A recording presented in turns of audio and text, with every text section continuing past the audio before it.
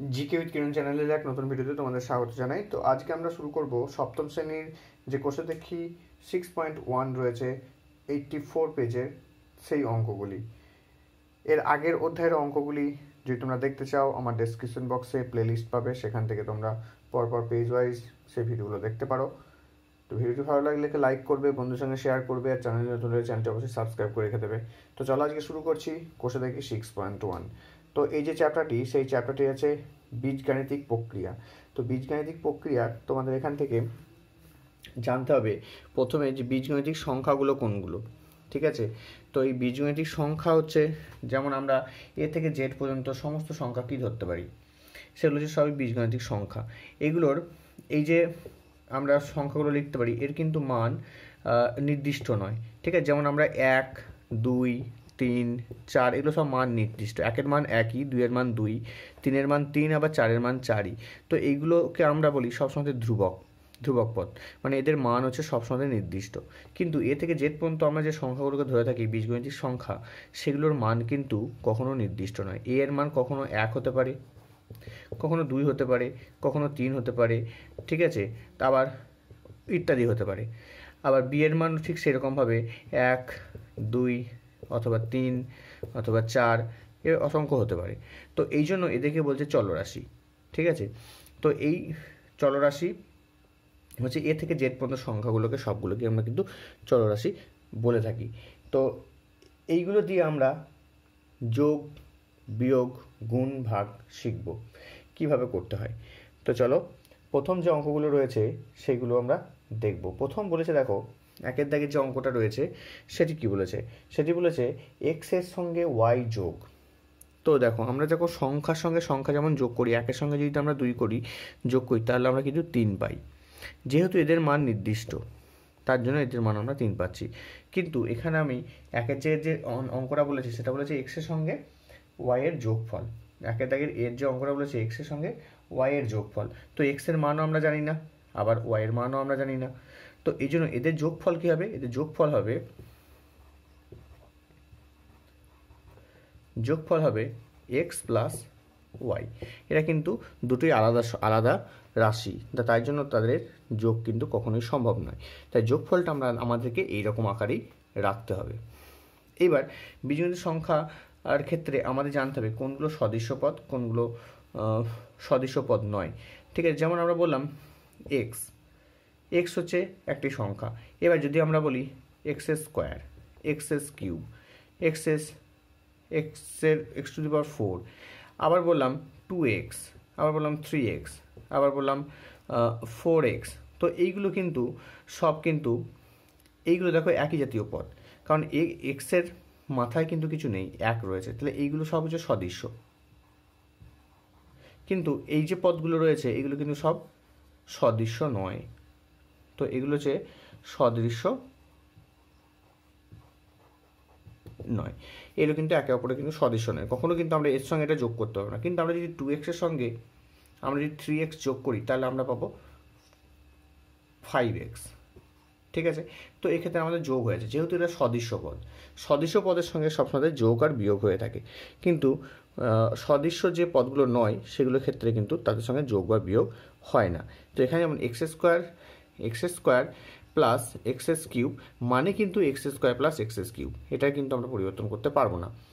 তো এটা আমাদের জানা দরকার যে সদৃশ্য পদ কোনগুলো। সদৃশ্য পদ হচ্ছে যেগুলো পাওয়ারের মধ্যে থাকবে সেগুলো সদৃশ্য পদ নয়, কিন্তু যেগুলো পাশে থাকে পাওয়ার দিয়ে কোনো সংখ্যা যদি থাকবে সেটা কিন্তু সদৃশ্য পদ।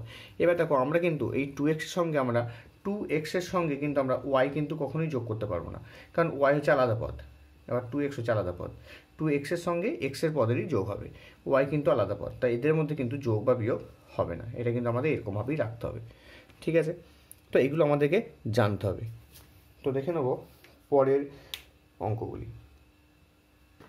তো এখানে যে বিয়ের অঙ্কটা রয়েছে সেই বিয়ের অঙ্কতে বলেছে জেড থেকে এক্স বিয়োগ, জেড এবং এক্স। তো এদের বিয়োগফল কি, এদের বিয়োগফল হবে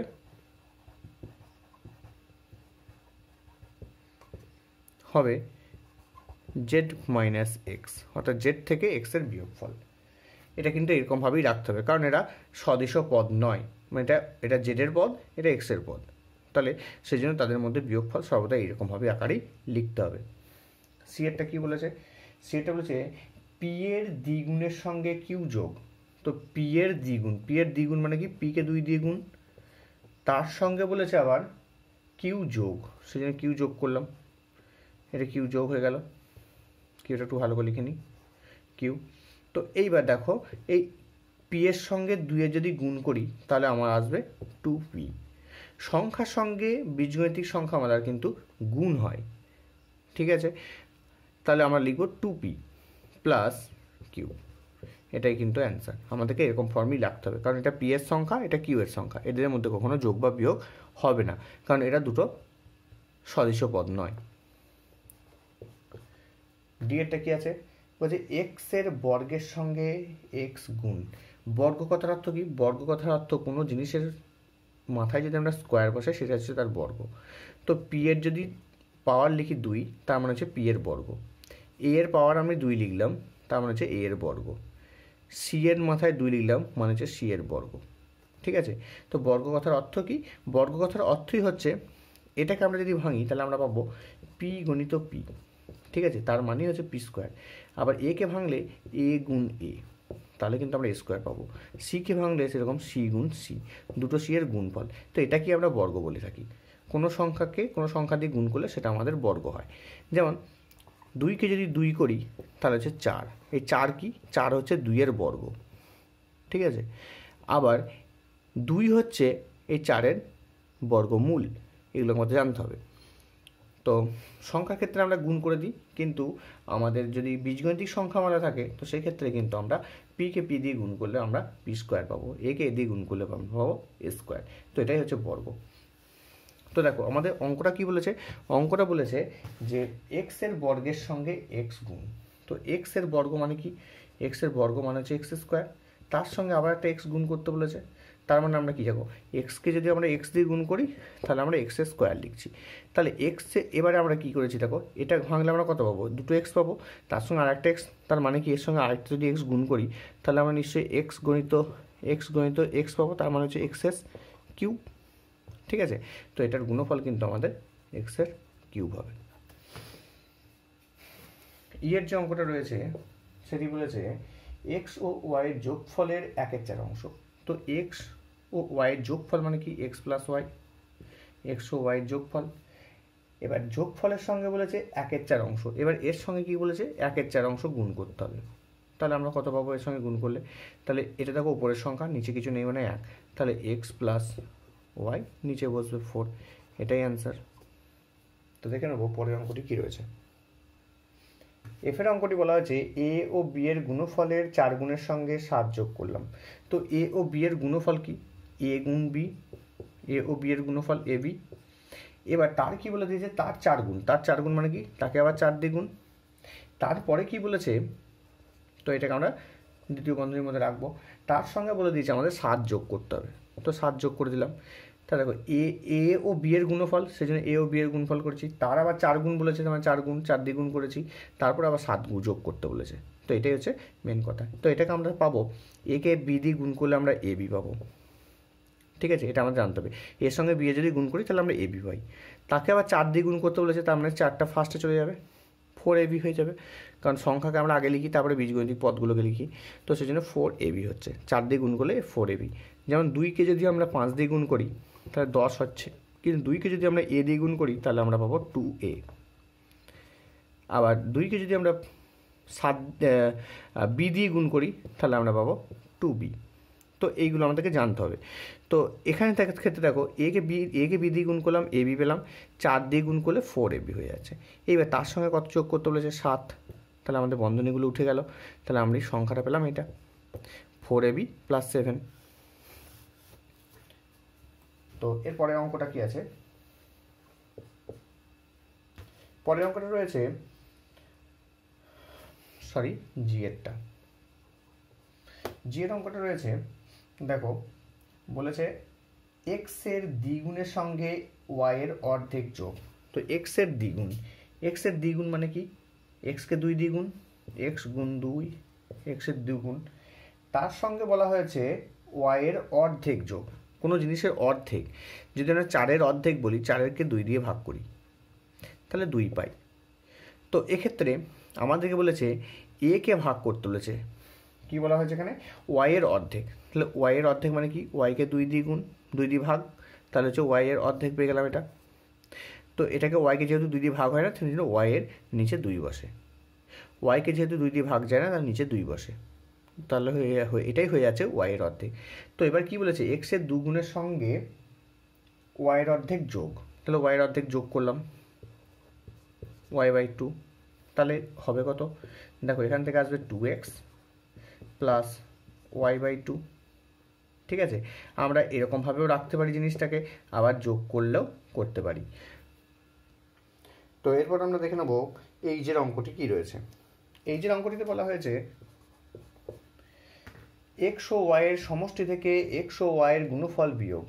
তো এক্স ও ওয়াই এর সমষ্টি, এক্স ও ওয়াই এর সমষ্টি মানে কি যোগফল, এক্স প্লাস ওয়াই, এটা সমষ্টি এক্স প্লাস ওয়াই। সমষ্টি থেকে এক্স ও ওয়াই এর গুণফল, এবং এক্স ও ওয়াই এর গুণফল কি, এক্স ও ওয়াই এর গুণফল হচ্ছে এক্স ওয়াই, মানে এক্সকে ওয়াই দিয়ে গুণ করলে আমরা এক্স ওয়াই পাবো।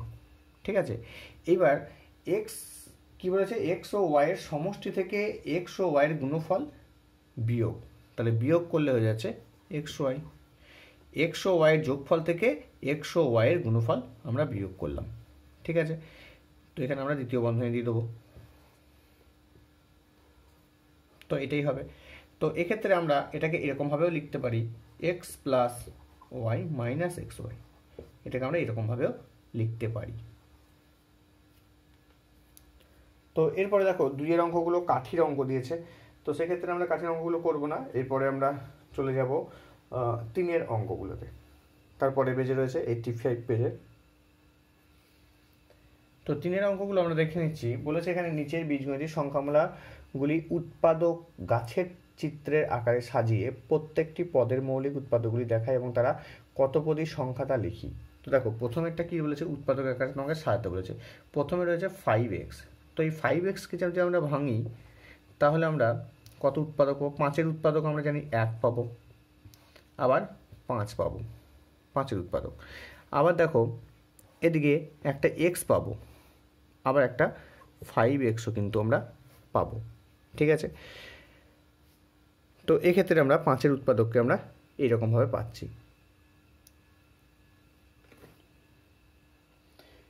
তো এক্ষেত্রে এই সংখ্যাটিকে আমরা একপদী সংখ্যা, কারণ এটা একটা পদ রয়েছে সেজন্য এটাকে আমরা লিখব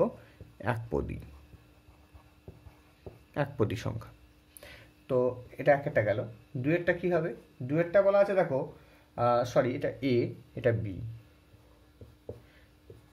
এটা বি। তো বিতে বলা আছে দেখো 7 plus 2x plus x cube. তো এক্ষেত্রে দেখো 3টে সংখ্যা রয়েছে, তাই ত্রিপদী, এই সংখ্যাটি ত্রিপদী বলবো। তো এটাকে আমরা ভাঙলে কীভাবে পাবো, 7 plus 2x plus x cube আমরা পাচ্ছি। তো এই 3টে সংখ্যাকে আমরা ভাঙতে হবে। 7কে যদি আমরা ভাঙি, 7কে পাবো 1 আর 7 পাবো উৎপাদক। ঠিক আছে, 2xকে ভাঙলে আমরা কী কী পাবো, 2xকে ভাঙলে দেখো একটা x পাবো, একটা 2 পাবো, আর একটা 2x পাবো। আর এক্স কিউব এই সংখ্যাটাকে আমরা ভাঙলে কী পাবো, x পাচ্ছি, একটা 1 পাচ্ছি, আর একটা কত পাবো, একটা 3x পাবো। ঠিক আছে, তো এই কটা সংখ্যা কিন্তু সরি 3x তো না, এটা এক্স কিউব আছে, তাহলে হচ্ছে এক্স স্কোয়ার কিন্তু একটা পাবো আমরা, এক্স স্কোয়ার পাবো। আবার আমরা এক্স কিউবটাকে ভেঙেছি যেহেতু, তাহলে এক্স, একটা এক্স স্কোয়ার আর একটা 1, তো এই কটা আমরা কিন্তু পাবো। তো এক্ষেত্রে এটাকে আমরা বলবো ত্রিপদী সংখ্যা, এটা হচ্ছে ত্রিপদী সংখ্যা। তো সি এর অঙ্কটাও কিন্তু এরকম রয়েছে, তো এটাও ত্রিপদী সংখ্যা। তো ত্রিপদী সংখ্যাটাকে একটা ভাঙলে কত পাবো, দেখো এখান থেকে আমরা 3টে সংখ্যা পাচ্ছি, একটা এক্স স্কোয়ার, আর একটা পাচ্ছি এক্স, আর একটা পাচ্ছি 1। তো এটাকে এক্স স্কোয়ারকে ভাঙলে কত পাচ্ছি, 1 পাচ্ছি, একটা এক্স পাচ্ছি, একটা এক্স স্কোয়ার পাচ্ছি। এক্সকে ভাঙলে পারে শুধু 1 পাবো, আর একটা এক্স পাবো, আর 1কে তো ভাঙলে পারে শুধু 1ই পাবো। তো এক্ষেত্রে একটাই পাচ্ছি। তো দেখে নেবো ই এর অঙ্কটা কি, ডি এর অঙ্কটা কি রয়েছে। তো এখানে ডি এর অঙ্কটা রয়েছে 2x² y প্লাস এখানে 7। তো এক্ষেত্রে এটা দ্বিপদী সংখ্যা, দেখো এটা হচ্ছে দ্বিপদী সংখ্যা।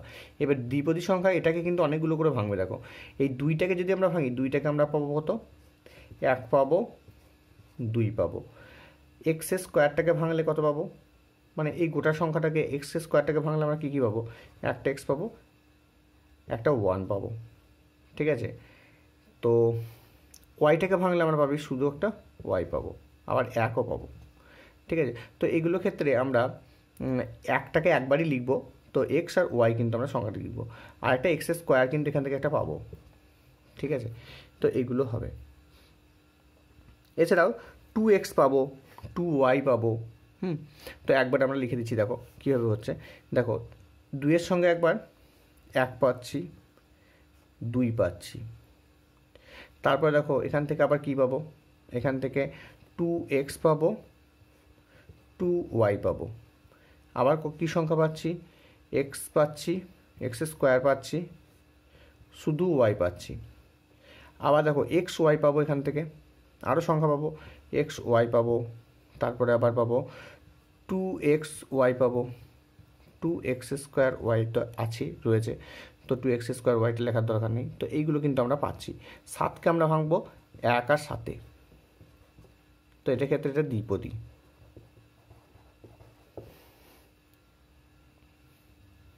তো এর যে অঙ্কটা রয়েছে, সেই এর অঙ্কটা আমরা দেখে নিচ্ছি। এর অঙ্কটা রয়েছে 2y³ প্লাস ওয়াই। তো এটাকে আমরা কীভাবে ভাঙবো, তো এই ক্ষেত্রে দেখো এখানে 2y³ ভাঙলে আমরা অনেক কিছুভাবে ভাঙতে পারি। দেখো প্রথমে কী দিয়ে পাবো, প্রথমে দেখো 1 পাচ্ছি, 1-এর পর পাচ্ছি আমরা 2, 2-এর পর কত পাবো, 2-এর পর আমরা পাবো ওয়াই, তারপরে 2y পাবো, তারপরে আরও পাবো 2y পাওয়ার পর এখানে কিউব পাচ্ছি, y³ পাচ্ছি, y³ পাওয়ার পর 2y³ একটা পাবো, 2y³, ঠিক আছে। আবার দেখো ওয়াই স্কোয়ার আসছে, কিন্তু ওয়াইটাকে ভাঙলে আমরা ওয়াই স্কোয়ারও পাবো, তো সেক্ষেত্রে আমরা ওয়াই স্কোয়ারও পাচ্ছি। মাঝে মাঝে অনেক কিছু লিখে দেওয়া যেতে পারে। ওয়াই স্কোয়ার পাবো, আবার 2y স্কোয়ারও কিন্তু আমরা পাবো। আর ওয়াইকে ভাঙলে আমরা কত পাবো, ওয়াইকে ভাঙলে আমরা পাবো শুধুমাত্র 1 পাবো আর একটা ওয়াই পাবো, ঠিক আছে। তো এইভাবে কিন্তু আমাদেরকে ভাঙতে হবে। তো এফের অঙ্কটা ঠিক এটা রয়েছে। তো এটাকে আমরা গাছের আকারে করলে কীভাবে পাবো, এই 3টে সংখ্যা একটু দূরে দূরে দিচ্ছি, কারণ এইগুলো সব উৎপাদক অনেকগুলো করে বেরোবে, তো সেই জন্য আমরা 3টে সংখ্যাতে ভেঙে নেবো। একটা পাবো এক্স স্কোয়ার, একটা হচ্ছে এক্স ওয়াই স্কোয়ার, আর এখানে পাচ্ছি এক্স ওয়াই জেড। তো এই যে এক্স স্কোয়ারটা পেয়েছি, সরি এটা ওরা এক্স স্কোয়ার ওয়াই রয়েছে, তাহলে এখানে এক্স স্কোয়ার ওয়াই বসবে। তো এই এক্স স্কোয়ার ওয়াইটাকে ভাঙলে আমরা কীভাবে পাচ্ছি, দেখো এখান থেকে আমরা ধাপে ধাপে লিখছি। 1 পাবো, 1 পাওয়ার পর এখানে তো আমরা পাচ্ছি এক্স, তারপরে পাচ্ছি এক্স স্কোয়ার, তারপরে পাবো হচ্ছে তোমার ওয়াই পাবো, তারপরে ওয়াই পাওয়ার পর এখানে এক্স ওয়াই পাচ্ছি, আর একটা এক্স স্কোয়ার ওয়াই পাচ্ছি। তো এইগুলো কিন্তু আমরা পাচ্ছি। আর এখানে এক্স ওয়াই স্কোয়ার কত পাবো, 1 পাচ্ছি, তারপর তোমার এখানে এক্স পাচ্ছি, ওয়াই পাচ্ছি, ওয়াই স্কোয়ার পাচ্ছি, আবার এক্স ওয়াই পাচ্ছি, আবার এক্স ওয়াই স্কোয়ারও পাচ্ছি, ঠিক আছে। আর এখানে এক্স ওয়াই জেড কীভাবে পাবো, এক্স ওয়াই জেডের প্রথমে তো 1 পাবোই উৎপাদক, প্রথমে 1 পাচ্ছি, আবার দেখো এক্স পাচ্ছি, ওয়াই পাচ্ছি, জেড পাচ্ছি, আবার এক্স ওয়াই পাচ্ছি, তারপরে হচ্ছে এক্স জেড পাচ্ছি। এছাড়াও আরও পাচ্ছি, দেখো ওয়াই এক্স জেড পাচ্ছি, সরি ওয়াই জেড পাচ্ছি একটা। তো এগুলো পাবো। তো এইগুলো কিন্তু আমরা এইভাবে প্রকাশ করব। তো এর পরবর্তী অঙ্কগুলো তোমরা বাড়িতে প্র্যাকটিস করবে। পরবর্তী যে আছে অঙ্কগুলো GH পর্যন্ত রয়েছে, সেগুলো কিন্তু তোমরা এরকমভাবে গাছের আকারে প্রকাশ করবে। তো আজকের ভিডিওটা এখানেই শেষ করছি, দেখা হচ্ছে পরবর্তী ভিডিওতে। পরবর্তী ভিডিওতে আমরা পরের অঙ্কগুলো আলোচনা করব। তো আজকের মতো টাটা, গুড বাই।